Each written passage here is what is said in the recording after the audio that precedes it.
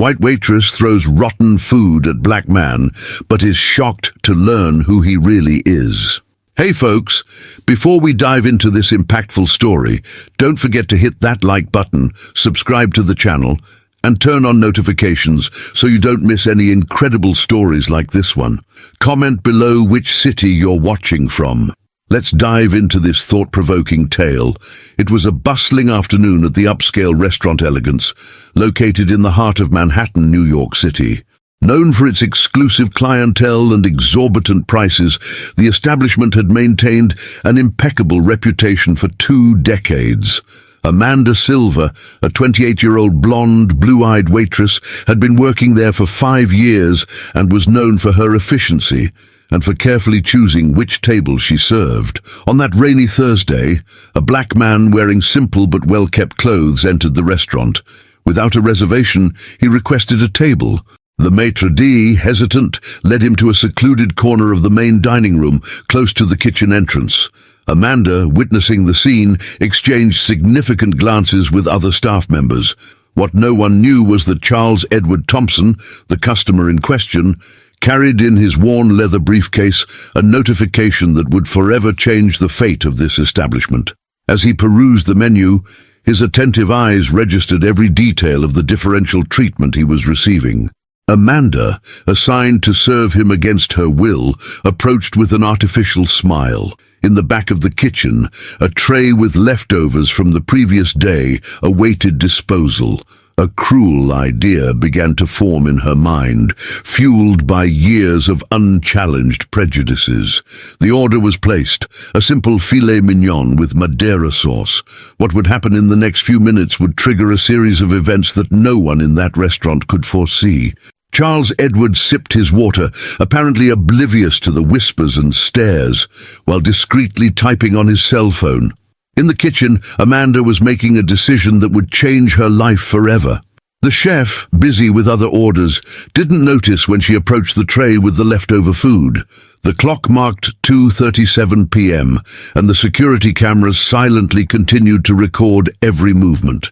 The main dining room of Elegance was filled with executives in business lunches, socialites in their daily gatherings, and politicians in hushed conversations.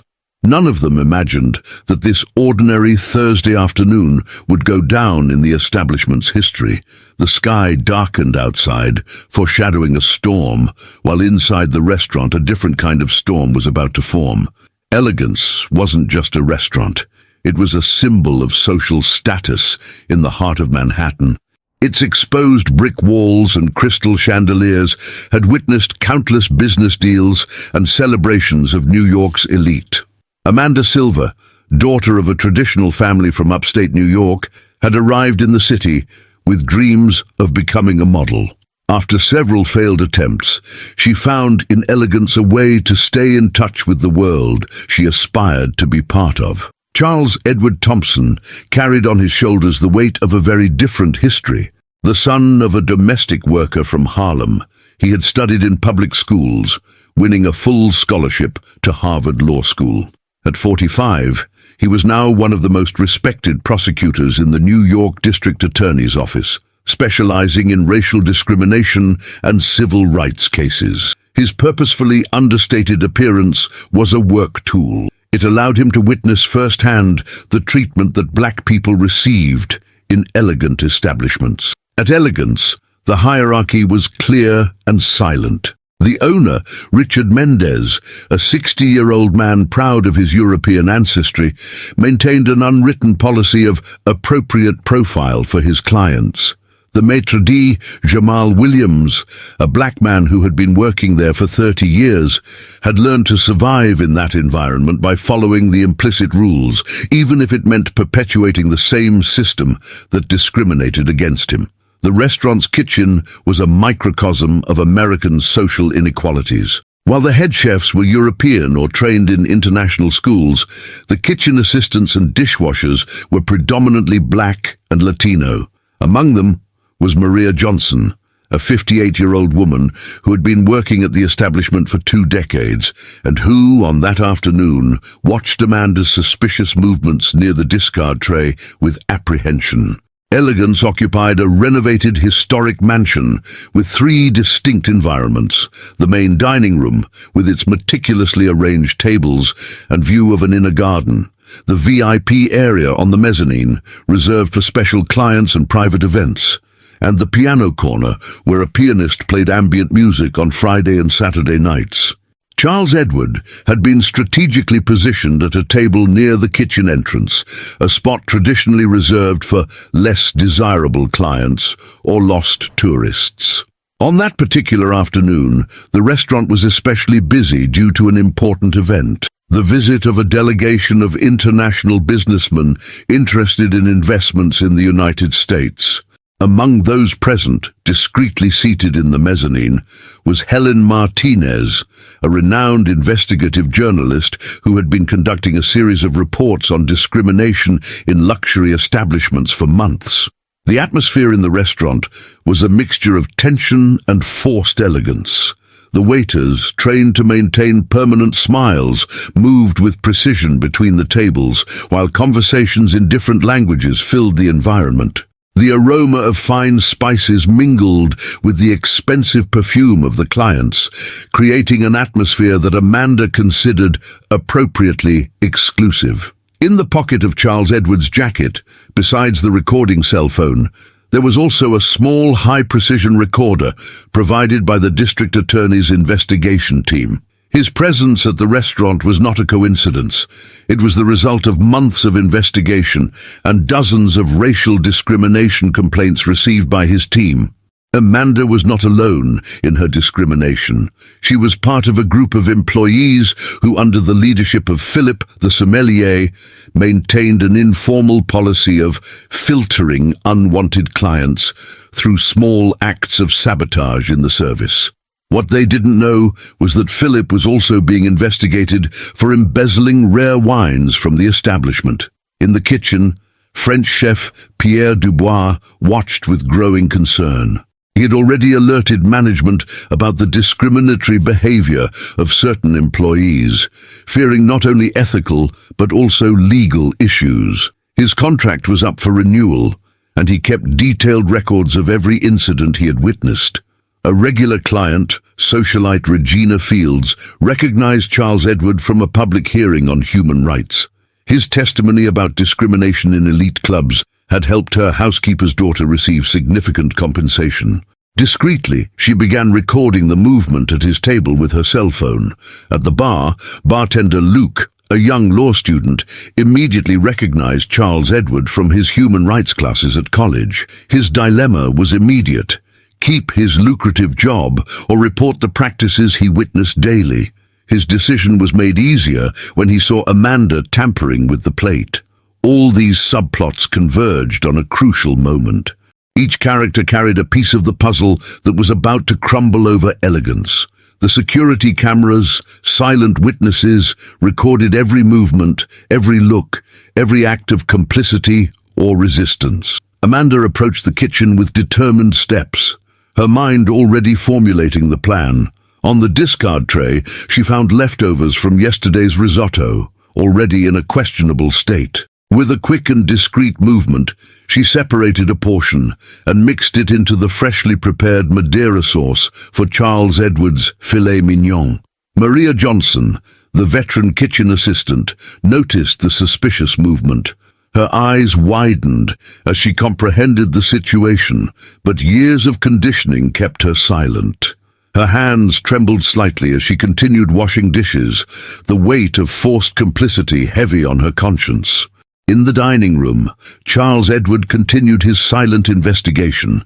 His cell phone was recording not only audio, but also discrete photographs of the environment. Through the reflection in the mirrored windows, he noticed how other customers were served with elaborate flourishes and genuine smiles, while his table received only sidelong glances and mechanical service. The crucial moment was approaching. Amanda, carrying the tampered plate, made a point of passing through the mezzanine, where Helen Martinez, the investigative journalist, observed everything with professional interest. The waitress didn't know, but each of her movements was being documented from multiple angles. As she placed the contaminated plate in front of Charles Edward, Amanda allowed a sarcastic smile to escape for a fraction of a second. "Enjoy your meal," she said, with a fake cordiality that barely disguised her contempt. Charles Edward, maintaining his composure, thanked her politely and began to examine the plate with meticulous attention. At this moment, owner Richard Mendez emerged from his office on the second floor. His experienced eyes scanned the room, briefly stopping on Charles Edward's figure. A wrinkle of concern appeared on his forehead as he noticed Helen Martinez's unusual presence in the mezzanine. Maria Johnson's internal conflict reached its peak. After 2 decades of silence in the face of similar situations, something inside her broke. With trembling hands, she picked up her old cell phone and began typing a message to the complaint number she had seen on a poster on the bus days before. At the table, Charles Edward initiated the documentation process. With calculated movements, he used a small chemical analysis instrument disguised as a pen to test the temperature and composition of the food. The results began to appear on his cell phone, confirming his suspicions about the adulteration. Amanda, observing from afar, felt the first pang of unease as she noticed her client's methodical and professional behavior. Something in his posture and the way he documented every detail began to trigger an internal alarm. Her gaze crossed with Maria Johnson's, who quickly averted her eyes, further increasing her apprehension. The restaurant's atmosphere, previously only tensely polite, began to carry a heavier air. Customers at nearby tables, unconsciously sensitive to the growing tension, lowered the volume of their conversations. The pianist, sensing the change in the environment, transitioned to a more somber melody. Helen Martinez, from her privileged observation post, began making more frequent notes on her tablet. Her professional expression occasionally broke into small moments of contained indignation as she documented each interaction, each biased look, each subtle gesture of discrimination. The conflict was about to reach its boiling point. Charles Edward, after gathering sufficient evidence, made a discreet hand signal. On the streets surrounding Elegance, official cars began to position themselves silently. The meticulously architected plan over months was about to be executed, and Amanda, in her prejudiced arrogance, had just provided the last piece of evidence needed. Richard Mendez, sensing the shift in the restaurant's atmosphere, approached Charles Edward's table. "Is everything to your satisfaction, sir?" he asked, his voice a mixture of forced politeness and underlying tension. Charles Edward looked up, his eyes meeting Richard's, and replied calmly, "We'll see about that very soon, Mr. Mendez." The response, cryptic and loaded with implication, sent a chill down Richard's spine. He glanced around the restaurant, suddenly aware of the unusual number of patrons who seemed to be paying close attention to this corner table. In the kitchen, Chef Pierre Dubois had noticed the commotion. Years of experience told him something was very wrong. He discreetly approached Maria Johnson, whispering, "What's happening out there?" Maria, her voice barely audible, replied, I think we're about to witness something big, Chef." As the minutes ticked by, the tension in Elegance reached a fever pitch. Amanda, now visibly nervous, hovered near the kitchen, her earlier confidence evaporating with each passing moment. Jamal, the maitre d', stood frozen near the entrance, his years of complicity weighing heavily on him as he sensed the impending storm. Charles Edward, still seated calmly at his table, made one final note on his phone. The stage was set, the players were in place, and the curtain was about to rise on a drama that would shake the foundations of not just Elegance, but the entire city's approach to discrimination. While the main drama unfolded, other stories intertwined at Elegance that fateful afternoon. In the mezzanine, Helen Martinez wasn't alone. At strategically positioned tables, 3 other undercover investigative journalists documented different angles of the establishment. It was part of a larger investigation into racial discrimination in luxury establishments across New York City. Maria Johnson carried her own burden. Her son, a law school graduate just like Charles Edward, had been turned away from this very restaurant 3 months ago when he tried to make a reservation to celebrate passing the bar exam. The message she was now typing on her trembling cell phone wasn't just a complaint. It was the release of years of silent humiliations. Jamal, the black maitre d', was living his own internal conflict. Years of working at Elegance had transformed him into an unwilling accomplice in a system he secretly despised. That afternoon, something about Charles Edward deeply disturbed him. Perhaps a reflection of himself in other times, when he still had the courage to dream of changes. In the office on the second floor, Richard Mendez was conducting a tense meeting with foreign investors. Among them was Thomas Williams, a black American businessman, who was already uncomfortable with certain unofficial policies of the establishment. His attentive eyes had noticed the differential treatment given to Charles Edward. Amanda wasn't alone in her discrimination. She was part of a group of employees who, under Philip the sommelier's leadership, maintained an informal policy of filtering unwanted clients through small acts of service sabotage. What they didn't know was that Philip was also being investigated for embezzling rare wines from the establishment. In the kitchen, French chef Pierre Dubois watched with growing concern. He had already alerted management about the discriminatory behavior of certain employees, fearing not only ethical but also legal issues. His contract was up for renewal, and he kept detailed records of every incident he had witnessed.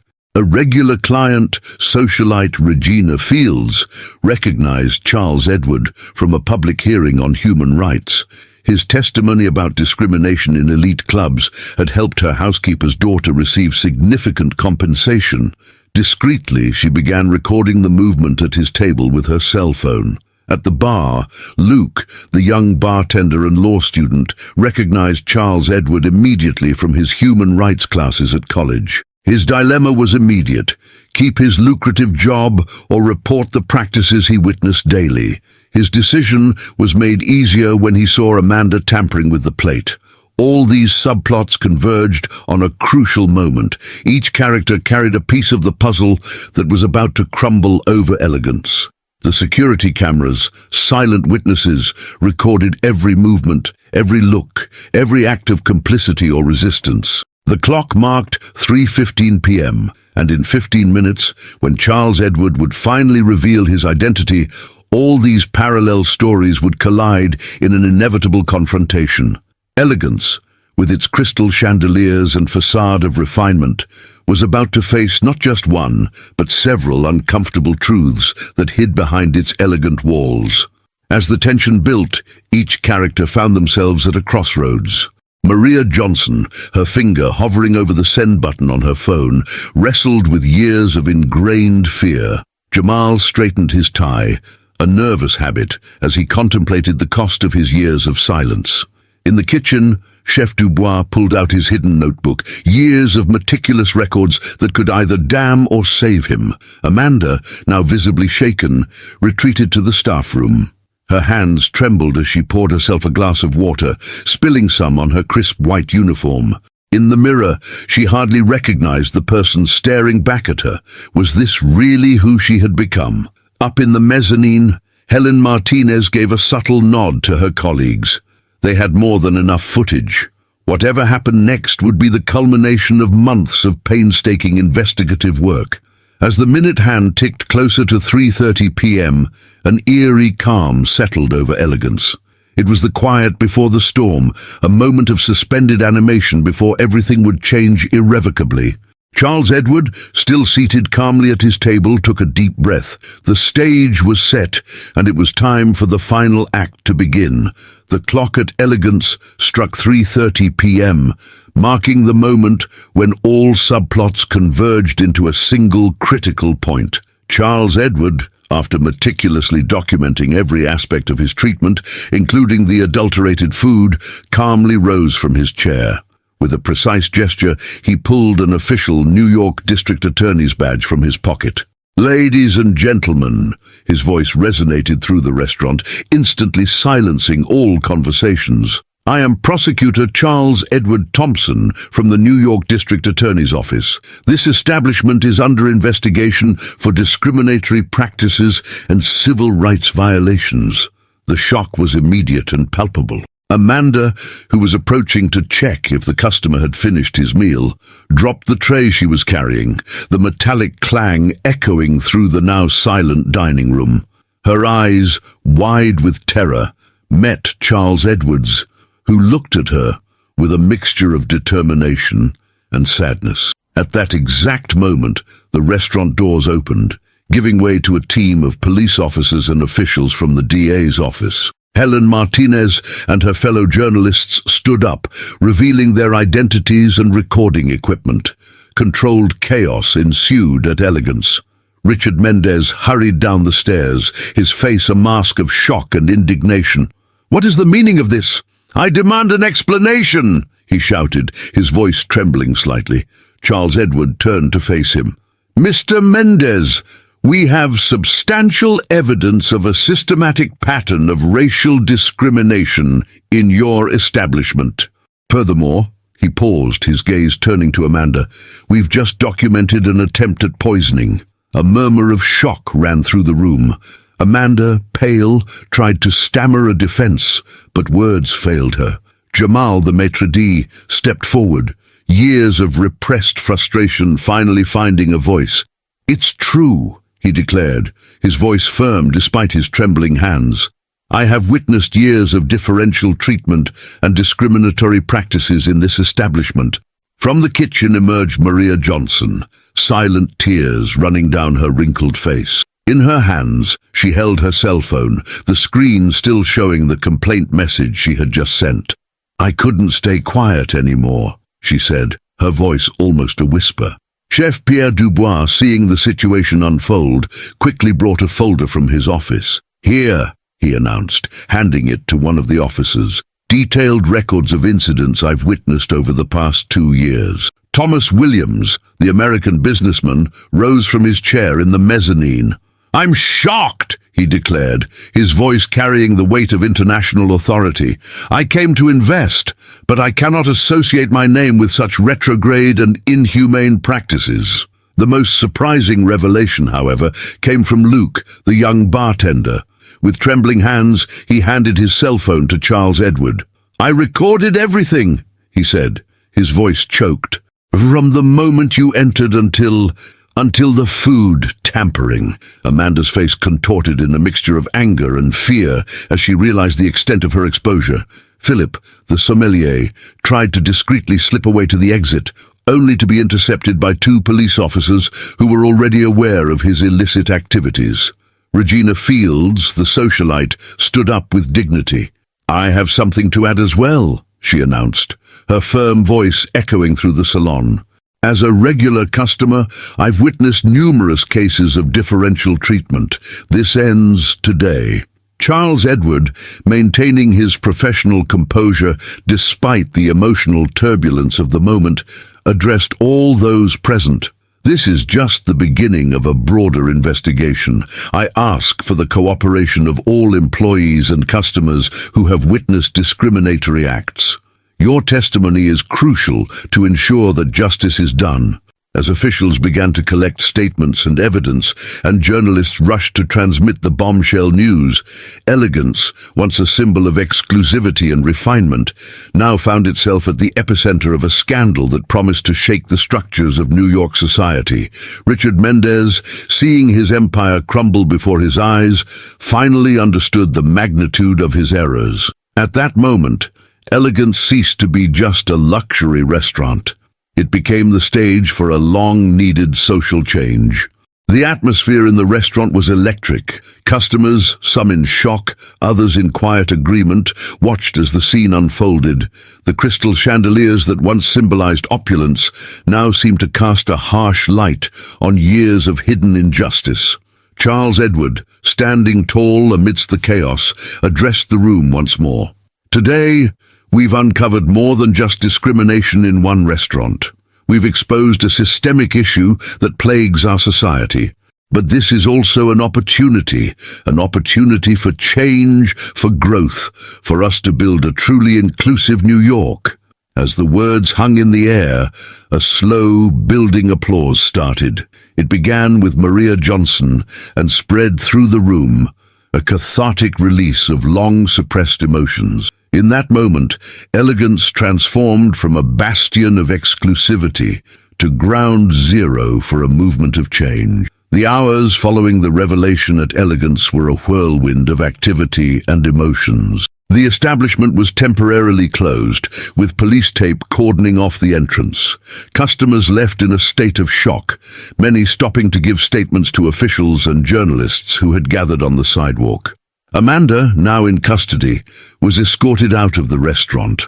Her face, once marked by arrogance, now displayed a mixture of fear and disbelief. As she passed Charles Edward, she murmured almost inaudibly, I didn't know."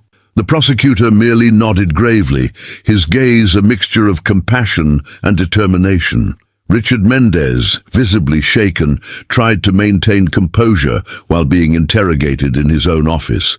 "It was never our policy to discriminate," he insisted, but the accumulated evidence told a different story. Thomas Williams, the American investor, publicly cancelled any possibility of business, declaring to reporters, "We do not condone discrimination, whether in New York or anywhere in the world." Maria Johnson, still trembling, found the strength to share her story with Helen Martinez. "For years, I saw this happen.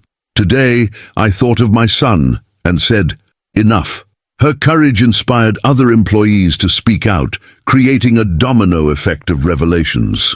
Jamal, the maitre d', seemed to have aged a decade in a few hours. Seated in a corner, he gave a detailed statement to an investigator, years of silent observations finally coming to light. "I should have spoken up sooner," he repeated, guilt evident in his voice. In the kitchen, Chef Pierre Dubois coordinated the preservation of evidence, especially related to the tampered food. His expression was one of deep professional and moral disgust. "In my kitchen," he declared to an officer, "the only crime should be a poorly prepared sauce." Luke, the young bartender, unexpectedly became a hero in the eyes of many. His recording provided crucial evidence. Law students from various colleges began to gather outside Elegance, displaying signs of support for him and Charles Edward. Regina Fields used her influence to contact other luxury establishments in the city. "This is a wake-up call for all of us," she declared on the phone. "We need to do a deep self-analysis of our practices." Social media exploded with the news. Hashtags like Jack Elegance Gate and Justice in Manhattan became trending topics within minutes. Videos of the moment of revelation, captured by customers, went viral instantly. Charles Edward, maintaining calm amidst the chaos, coordinated actions with surgical precision. "This is bigger than elegance," he explained to reporters. "It's about dismantling a system of discrimination that permeates our society." By late afternoon, a small crowd had formed in front of the restaurant. Civil rights activists, students, and ordinary citizens gathered, some in protest, others in support of the district attorney's action. Improvised signs displayed messages like "Discrimination has no flavor" and "Equality on the menu." As night fell over New York, the Elegance case was already the dominant topic in the news. Experts were called upon to comment on the legal and social implications of the incident. The mayor of the city issued a statement promising a review of licensing policies for commercial establishments. For Charles Edward, the day was far from over. In his office at the district attorney's, he prepared for a long night of work. The Elegance case was just the tip of the iceberg, and he knew that the reverberations of this day would be felt for a long time. The incident at Elegance sparked a citywide conversation about hidden biases and systemic racism. Other restaurants and high-end establishments began internal reviews of their policies and practices, fearing similar exposures.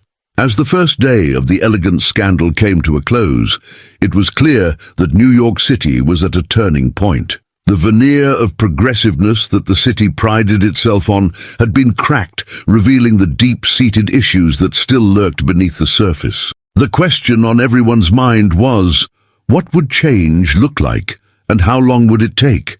In the weeks following the Elegance incident, New York City witnessed a wave of changes and reflections. The case became a catalyst for profound discussions about structural racism and discrimination in American society. Charles Edward, now a nationally recognized figure, led a special task force from the district attorney's office. His approach was not only punitive, but also educational. "We're not just seeking to punish, but to transform," he declared in lectures and interviews. His personal journey from the son of a domestic worker to a respected prosecutor inspired many to believe in the possibility of change. Amanda, after her initial arrest, agreed to cooperate with the investigations. During the hearings, she faced for the first time the real impact of her actions. "I never really thought about the people I was hurting," she admitted, her voice choked. As part of her sentence, she was assigned to work on anti-racism community projects, an experience that began to profoundly change her perspective.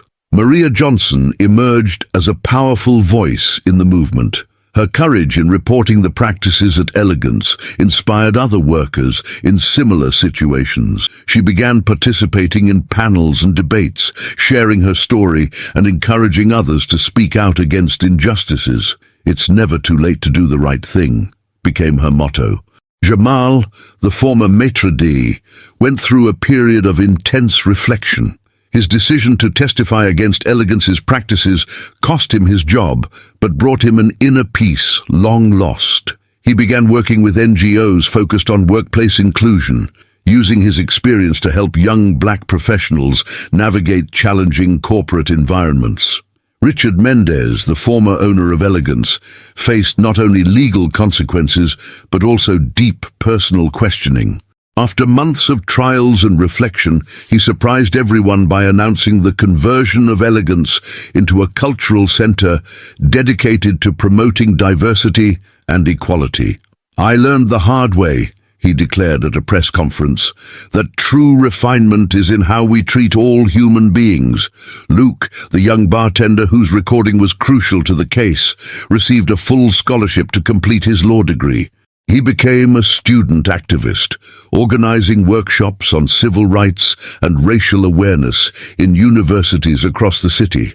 Helen Martinez, the journalist, transformed her coverage of the case into an award-winning documentary series, exploring veiled discrimination in various sectors of American society. Her work opened doors for difficult but necessary conversations in homes and offices across the country. Chef Pierre Dubois, true to his commitment to excellence and ethics, opened a new restaurant with an inclusive hiring policy and a training program for young people from marginalized communities. "True gastronomy unites, not divides," he declared, becoming an example of how the industry could reinvent itself. Regina Fields used her influence to create an ethics council in elite social circles, promoting awareness and implementing anti-discrimination policies in exclusive clubs and events. The Elegance case also had international repercussions. Thomas Williams, the American investor, initiated a global fund to support businesses that promote diversity and inclusion. "What I experienced in New York opened my eyes to a global problem," he stated at an international conference. For Charles Edward, each small victory was a step towards greater change. He knew the road would be long, but he was determined to continue. In a moving lecture to law students, he reflected, "The true measure of our society is not in how many luxury restaurants we have, but in how we treat every citizen with dignity and respect." As months passed, New York saw a gradual but significant transformation. Restaurants and commercial establishments began implementing diversity training programs. Schools included discussions about structural racism in their curricula. The city slowly began to face and work to overcome decades of veiled discrimination. The impact extended beyond New York. Other major cities across the United States began to scrutinize their own hospitality industries, leading to a nationwide conversation about hidden biases and systemic racism in service sectors. Grassroots organizations, inspired by the Elegance case, sprouted up across the country, focused on documenting and challenging discriminatory practices in various industries. These groups, often led by young activists, used social media and technology to create accountability and push for change. The legal landscape also saw shifts. The Elegance case set a precedent, making it easier for individuals to bring forward discrimination claims against establishments. Law firms began to specialize in these types of cases, offering pro bono services to victims of discrimination.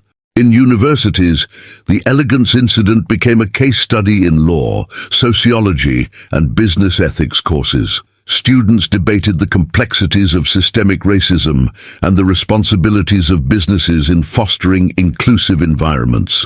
The Elegance case became a turning point, a moment when a society decided to look its problems in the face and begin change, one plate, one person, one conversation at a time. It wasn't the end of discrimination, but it was a significant step towards a more aware and actively anti-racist society.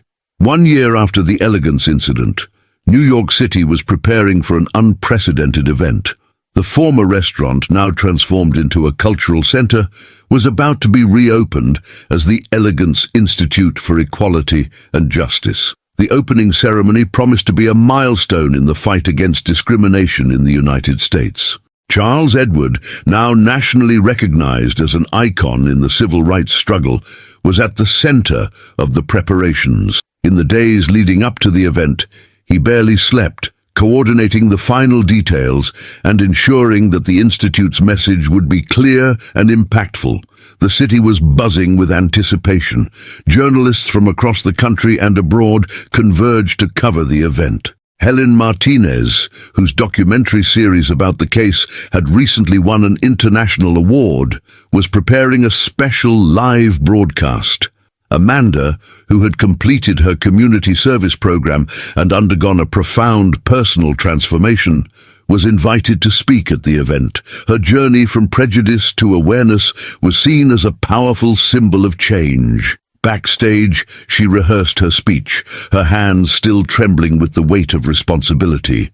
Maria Johnson, now a respected figure in the civil rights movement, coordinated a group of former Elegance employees who had become activists.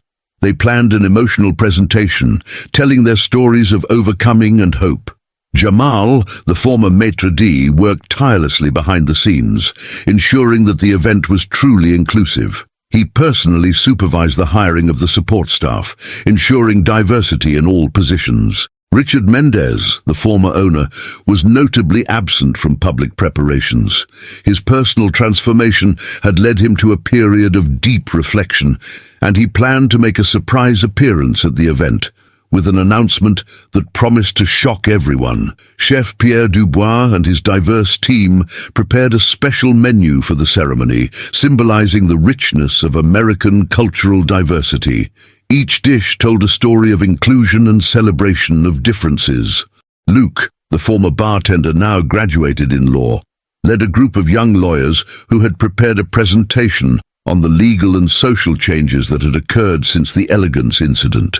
His enthusiasm was contagious, inspiring a new generation of activists. Regina Fields mobilized her network of contacts, ensuring the presence of influential figures from society, politics, and media. She was determined to make the event not just a celebration, but a catalyst for even deeper changes. Tension increased as the day of the event approached. Conservative groups threatened to protest, claiming that the Institute promoted victimhood. Security measures were reinforced, with the police on high alert. On the eve of the inauguration, Charles Edward made a final visit to the Institute. Walking through the corridors of what was once a symbol of exclusion, now transformed into a beacon of hope, he felt the weight of responsibility. The walls, once adorned with elitist art, now displayed works by artists from diverse backgrounds, telling stories of struggle and triumph. A special mural caught his attention, a powerful representation of the scene that triggered everything. The moment he revealed his identity at Elegance, the painting captured not only the shock and revelation, but also the birth of a new consciousness. As night fell over New York, a palpable energy took over the city. The Elegance Institute was about to open its doors, not just as a renovated building, but as a symbol of a transforming society. Charles Edward knew that the real test was yet to come. The opening ceremony would not just be a celebration, but a moment of truth, an instant when the promises of change would face the reality of a society still struggling with its historical demons. Outside the institute, a diverse crowd began to gather. Civil rights activists, students, community leaders, and curious citizens all waited with anticipation. The air was thick with a mixture of hope and tension. Inside, final preparations were underway. The stage was set, microphones tested, and cameras positioned. Each detail had been carefully planned to ensure that the message of equality and justice would resonate far beyond the walls of the Institute. As the clock ticked towards the moment of inauguration, Charles Edward took a deep breath. He knew that what was about to unfold would not just be a ceremony, but a pivotal moment in the ongoing struggle for true equality in America. The day of the Elegance Institute for Equality and Justice inauguration dawned with a palpable mixture of tension and hope in the air. A diverse crowd gathered in front of the building, once a symbol of exclusion, now transformed into a beacon of change. Charles Edward, impeccable in his suit, arrived early, his eyes reflecting a mixture of determination and contained emotion. At his side, Maria Johnson, Jamal, and Luke formed a united front, each representing a facet of the fight against discrimination. The ceremony began with a moment of silence, a reflective pause to honor all victims of discrimination. The silence was broken by the soft sound of a gospel choir, initiating a cultural presentation that blended elements from various American traditions. Charles Edward took the stage for his opening speech. His voice, firm and charged with emotion, echoed through the packed hall. A year ago, in this very location, we faced the cruel face of discrimination. Today, we are here to transform a place of exclusion into a symbol of hope and change. This institute is not just a building, it's a commitment to a more just and equal future. As he spoke, a commotion arose at the back of the hall. Richard Mendez, the former owner of Elegance, made his unexpected entrance. A murmur ran through the audience, but Charles Edward, without losing his rhythm, invited him to the stage. Richard, visibly nervous, took the microphone. "My presence here today is not to seek redemption, but to take responsibility. I announce the donation of my entire fortune to programs for inclusion and anti-racist education. It's time to repair, not just with words, but with concrete actions." The announcement was met with a mixture of applause and expressions of shock. Helen Martinez, broadcasting live, could barely contain her surprise at this dramatic turn of events. Amanda was the next to take the stage. Her transformation was evident not only in her appearance, but in her posture and voice. "I was the face of prejudice. Today, I'm here to say that change is possible, but it requires courage to face our own flaws. My journey from hatred to understanding was painful, but necessary." Her speech was interrupted by shouts coming from outside. A group of protesters opposing the institute was trying to force entry. For a moment, panic threatened to set in, but Charles Edward quickly took control of the situation. "Let's invite these protesters inside," he proposed, surprising everyone. "This institute is about dialogue and understanding, not exclusion." The bold decision created a moment of extreme tension. Security guards hesitated, journalists prepared for the worst, but Charles Edward stood firm. Slowly, the protesters were led inside, their expressions of anger mixed with confusion at the unexpected invitation. What followed was an impromptu and intense debate. Charles Edward, with impressive calm, listened to the protesters' concerns, responding with facts and empathy. Amanda, in a crucial moment, confronted the leader of the protests. "I was once in your place, blinded by prejudice. But look around you. This place, these people, this is the real America, diverse and united." the atmosphere began to change. Dialogues replaced shouts. Understanding began to emerge where there was only anger before.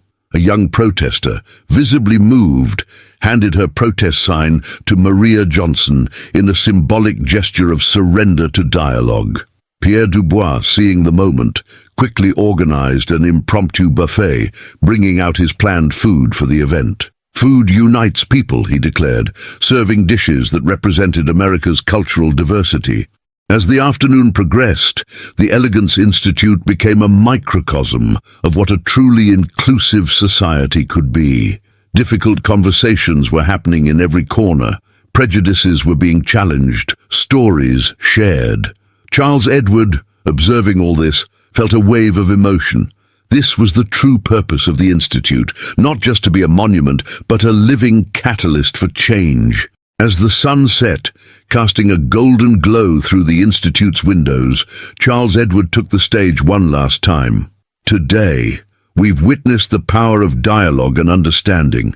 This is just the beginning. The real work starts now, not just within these walls, but in every heart and mind willing to change." The inauguration ceremony, which had begun as a planned event, transformed into a historic moment of reconciliation and promise for a better future.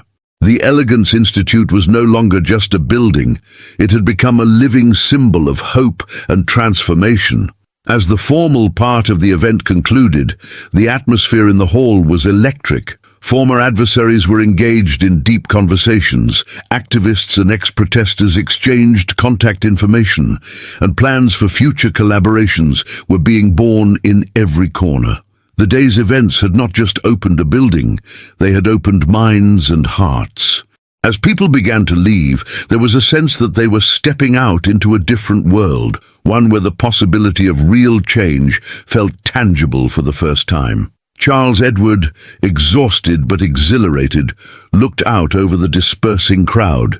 He knew that this was just the beginning of a long journey, but for the first time in a long while, he felt truly hopeful about the future. In the weeks and months following the inauguration of the Elegance Institute for Equality and Justice, the effects of the historic event reverberated throughout New York City and beyond. What began as an opening ceremony transformed into a catalyst for deep and lasting changes in American society. The Institute quickly established itself as a vital center for education, dialogue, and action against racism and discrimination. Educational programs, developed with the collaboration of Maria Johnson and Jamal, began to be implemented in schools and businesses across the country. These initiatives not only addressed explicit racism, but also the subtle and structural forms of discrimination that had gone unnoticed for so long. Amanda, inspired by her own journey of transformation, became a sought-after speaker, sharing her story at universities and corporations. Her personal testimony of change inspired many to confront their own internalized prejudices. Charles Edward, now a national figure in the civil rights struggle, used his platform to push for legislative changes. His efforts resulted in the passage of stricter anti-discrimination laws and the implementation of affirmative action policies in various sectors. The impact of the Institute extended to the private sector. Inspired by Richard Mendez's example, several companies began implementing robust diversity and inclusion programs. The job market saw a gradual shift, with a notable increase in the representation of minorities in leadership positions. Chef Pierre Dubois, true to his vision that food unites people, established a culinary training program at the Institute, offering opportunities for young people from marginalized communities. His graduates began to transform New York's culinary scene, bringing diversity not only to kitchens, but also to menus and clientele. Helen Martinez continued her journalistic work, now focusing on stories of transformation and progress. Her documentary series about the Elegance case and its consequences gained international recognition, bringing the debate about racism in America to a global audience. Young Luke, now a graduated lawyer, led a legal team at the Institute, offering free legal assistance to victims of discrimination. His efforts not only helped individuals, but also established important legal precedents. A year after the inauguration, a national survey revealed a significant shift in attitudes towards race and discrimination. Although there was still much work to be done, it was evident that a national conversation had been initiated and real changes were occurring. The Elegance Institute, born from an act of discrimination, had become a symbol of hope and progress. It proved that even from the darkest situations, light can emerge, if there is courage to face the truth and determination to change. As the Institute celebrated its first anniversary, Charles Edward reflected on the journey. The work was far from over, but the seeds of change had been planted and were beginning to grow. The Elegance case had not just changed a restaurant, it had started a movement that was slowly but surely reshaping the fabric of American society. 5 years after the inauguration of the Elegance Institute, Charles Edward walked through its now familiar corridors. The walls, once symbols of exclusion, now displayed a vibrant tapestry of stories of overcoming and unity. In a meeting room, Amanda was coordinating an awareness workshop for executives. In the auditorium, Maria Johnson was giving a lecture to students from across the country. The restaurant, run by former students of Pierre Dubois' program, served dishes celebrating American diversity. Charles smiled, reflecting on the journey. The work was far from over, but progress was undeniable. Change, slow but steady, was happening. Hey folks, if you've made it this far, you've experienced an intense journey of transformation and awareness. Now it's time to act. Comment, "I watched until the end," and share a reflection on how this story impacted you. What change can you make today to combat discrimination? Remember, every small gesture counts. Don't forget to click on the video in the end screen to continue this important conversation. Together, we can build a more just and equal world. Change begins with you now. Let's make a difference.